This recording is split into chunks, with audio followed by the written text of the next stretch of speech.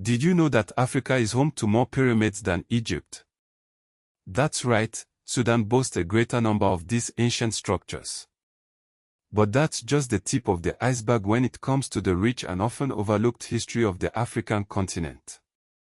Prepare to have your understanding of the past challenged as we delve into a world of forgotten empires, groundbreaking innovations, and remarkable figures. Let's explore some surprising facts that might just change the way you see history. Let's go all the way back to the very beginning, human origins. Where did humankind first emerge? The answer, unequivocally, is Africa. The oldest widely accepted fossils of Homo sapiens, our species, were discovered at Jebel el-Houd in Morocco, dating back approximately 315,000 years. But the story doesn't end there. Major fossil and archaeological evidence also comes from sites like Omo Kaibish and Hato in Ethiopia, as well as East Africa's Rift Valley. These locations provide crucial insights into the evolution of our ancestors, solidifying Africa's status as the cradle of humanity. But what about ancient civilizations? Of course, most people think of ancient Egypt. The civilization developed along the Nile River from around 3100 BC onward, following the unification traditionally attributed to Nama, also known as Menes. But, did you know there was another powerful civilization right next door? The kingdom of Kush rose in Nubia, centered at Kama, and later at Nopeta and Meroe. In fact, the 25th dynasty of Egypt, often referred to as the Kushite dynasty, ruled Egypt from roughly 747 to 656 BC. And here's that fact from the beginning: the Kushite civilization built more pyramids than Egypt, with Sudan having approximately 200 to 255 known pyramids, concentrated at Meroe, Nuri, and El Kuru. Let's move west. What do you know about the great West African empires? The Ghana Empire flourished from roughly 300 to 1200 CE, situated in the Sahel region between present-day Mauritania, Mali, and Senegal. Then, the Mali Empire rose to prominence in the 13th century, particularly under the leadership of Sundiata Keita after 1235. Perhaps the most famous ruler of Mali was Mansour Musa, who reigned from approximately 1312 to 1337. His pilgrimage to Mecca in 1324 to 1325 is legendary, showcasing the empire's wealth and influence. Following Mali, the Songhai Empire peaked in the 15th and 16th centuries under rulers such as Sunni Ali, who reigned from 1464 to 1492, and Askia Muhammad I, who reigned from 1493 to 1528. However, the Songhai Empire eventually collapsed after the Battle of Tondeba in 1591, when Moroccan forces defeated Songhai troops. Now, let's go east again. How about a country that was never truly colonized? Ethiopia stands as one of the world's oldest continuously existing states. It was never formally colonized in the same manner as most African countries. A defining moment in Ethiopian history was its victory over Italy at the Battle of Odwa on March 1, 1896, under the leadership of Emperor Menelik II and Empress Tetubato. Although Italy occupied Ethiopia from 1936 to 1941, this was a wartime occupation rather than a long-term colonial takeover. Speaking of long-term connections, did you know about the vast trade networks? Trans-Saharan trade connected West Africa to North Africa and the Mediterranean for centuries, facilitating the exchange of goods, ideas, and culture. As a result, Timbuktu became a major scholarly center in the 14th to 16th centuries. The Sanko Madrasa and its associated manuscript tradition preserved thousands of texts on law, astronomy, mathematics, theology, and medicine, demonstrating the intellectual richness of the region. But the Sahara wasn't the only trade route.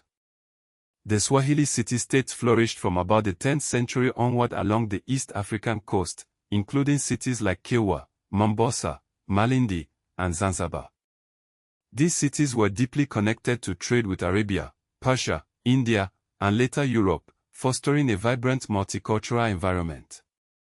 Kilwa Kisewani became especially powerful in the 13th to 15th centuries, showcasing the economic and political strength of the Swahili coast. Let's go south now. What do you know about the massive stone structure in modern-day Zimbabwe? Great Zimbabwe flourished roughly from 1100 to 1450 CE in present-day Zimbabwe. It was built by ancestors of today's Shona-speaking peoples and served as a major political and commercial center, demonstrating advanced architectural and organizational skills. Now, let's discuss a dark chapter in history, but one that is crucial to understanding global power dynamics. The transatlantic slave trade lasted from the 16th to the 19th century, resulting in the forced transportation of millions of Africans across the Atlantic. Historians estimate that 12.5 million Africans were forcibly transported, with roughly 10.7 million surviving the Middle Passage and arriving in the Americas. Major embarkation regions included West Central Africa, the Bight of Benin, the Bight of Biafra, the Gold Coast, and Senegambia. This horrific trade had a profound and lasting impact on both Africa and the Americas. Following the slave trade came a new form of exploitation. The Berlin Conference took place from 1884 to 1885, during which European powers formalized rules for the partition of Africa. The scramble for Africa accelerated between roughly 1880 and 1914. By 1914, Europeans controlled approximately 90% of Africa. Only Liberia and Ethiopia remained formally independent at that point, though even their sovereignty was complex. Despite the odds, Africans fought for their freedom. African decolonization accelerated after World War II. Ghana became the first sub-Saharan African colony to gain independence on March 6, 1957, under the leadership of Kwame Nkrumah. 1960 is often called the Year of Africa, because 17 African countries gained independence that year, marking a significant turning point in the continent's history. Now, for some lesser-known details, let's zoom in on technology. Did you know about the early technological advancements in Africa? At Blombos Cave in South Africa, engraved ochre and shell beads dating back tens of thousands of years demonstrate symbolic behavior very early in human history. The Ishango bone, found near the Congo-Uganda region, dates to roughly 20,000 years ago and is often discussed in relation to early mathematical thinking. And at Ngwenya in Eswatini, one of the world's oldest known mines was active around 43,000 to 43,200 years ago. What about metalworking? In parts of sub-Saharan Africa, ironworking emerged early and, in some regions, independently. The Nok culture of present-day Nigeria is known for sophisticated terracotta art and early ironworking, dating roughly from 1000 BCE to 300 CE. The question of whether ironworking was independently invented in multiple African regions is still debated, but Africa was certainly not a passive recipient of technology. Now, let's talk about strong female rulers who shaped their societies. African women held sovereign and spiritual power in several societies. Queen Zinga of Nongo and Matamba, who lived from 1583 to 1663, resisted Portuguese expansion in present-day Angola. Amina of Zozo likely ruled in the 16th century in present-day Nigeria.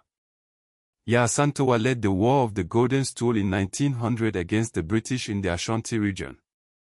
Empress Tetubatu played a major political and military role in Ethiopia.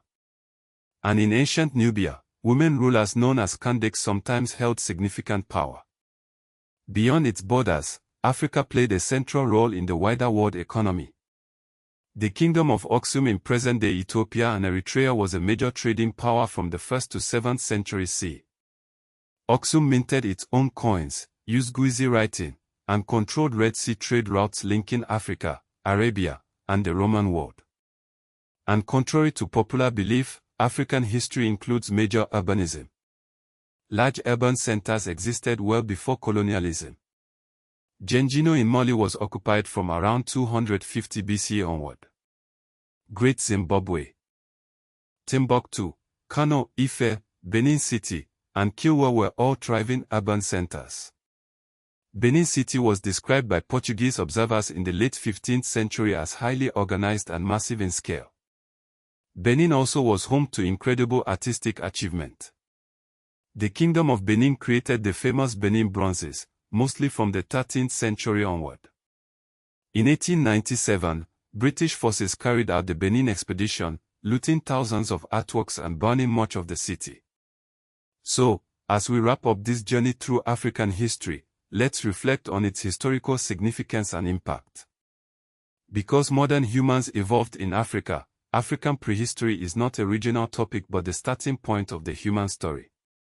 Ancient Egypt, Kush, Aksum, Great Zimbabwe, Mali, Songhai, Benin, and the Swahili city-states all demonstrate that Africa developed states, architecture, trade networks, literacy, mathematics, diplomacy, and military systems. These were not isolated anomalies, but rather part of long, sophisticated African historical processes.